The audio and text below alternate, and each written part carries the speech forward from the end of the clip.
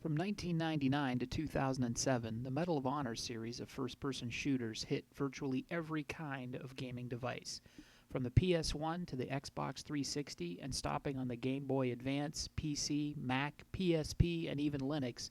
One thing about Medal of Honor remained the same. It was firmly entrenched in a World War II setting. When the Call of Duty series decided to go the modern warfare route in late 2007, the first-person shooter landscape shifted. That title's overwhelming popularity, as well as a glut of World War II-based shooters, including titles like the notorious Our Victory and History Channel's Battle for the Pacific, meant that the Medal of Honor series either had to modernize or seem hopelessly left behind. In October 2010, Electronic Arts released a reboot of the series featuring a modern storyline, modern weapons, and an attempt to deliver a Call of Duty-like experience.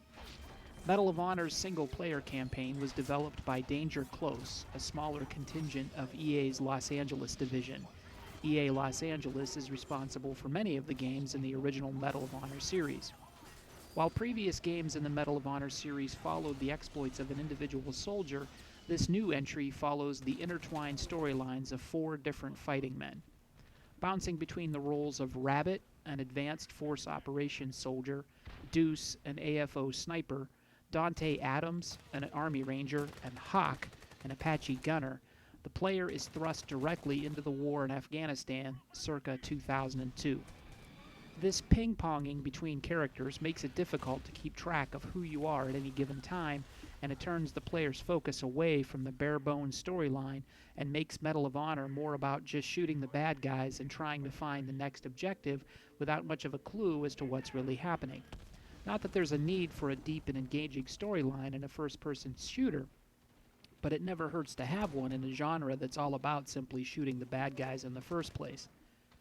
In Medal of Honor's case, a cohesive and engaging storyline might have helped hide the fact that sometimes the required objectives aren't always clear, and some trial and error is sometimes needed to trigger the next scripted event to keep the game traveling down its linear path to conclusion. It is clear that some effort went into making the game extol the virtues of the members of the American military. The camaraderie of the fighting men and women is a key component of the game's atmosphere. It enables the conclusion of the game to carry some true emotional weight, although I can't help but wonder how much stronger the impact would have been with a tighter storyline or more sharply defined characters. But this is a shooter, and a shooter is about blowing stuff up and killing the bad guys, and that's something that Medal of Honor doles out in large amounts. But unfortunately, while the game's graphics do a serviceable job, the enemy appears to have been lobotomized before hitting the battlefield.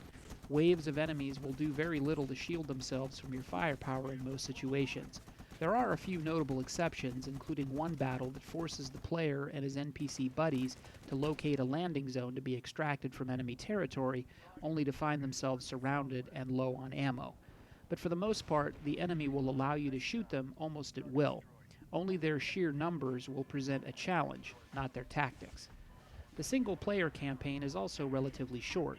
I purchased the game on a Saturday and had it finished the following Tuesday after approximately 3 two-hour game sessions. Many gamers will ignore the single-player mode and go directly to the multiplayer.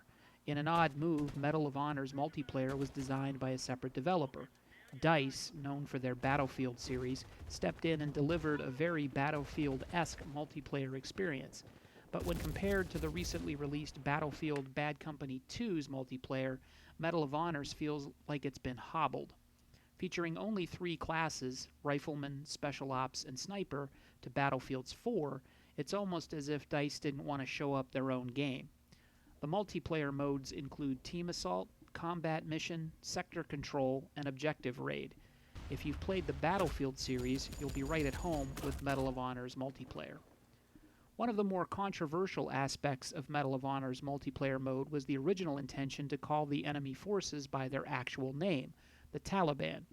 When it was publicly revealed that gamers would be able to play as Taliban fighters against the American forces, outcry from military families and politicians forced the change from Taliban to the more generic Opposing Forces, or OP4.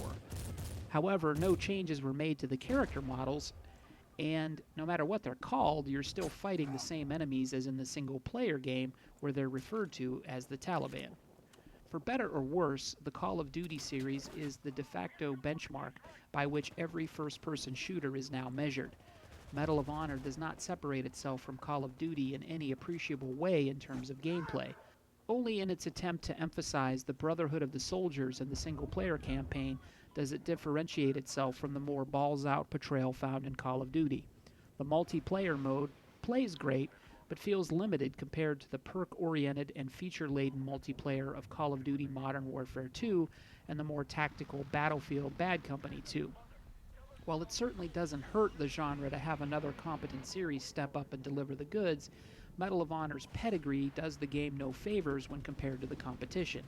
While I enjoyed Medal of Honor, I was expecting more from the series that delivered the first real taste of console-based first-person shooter goodness. A 7 out of 10.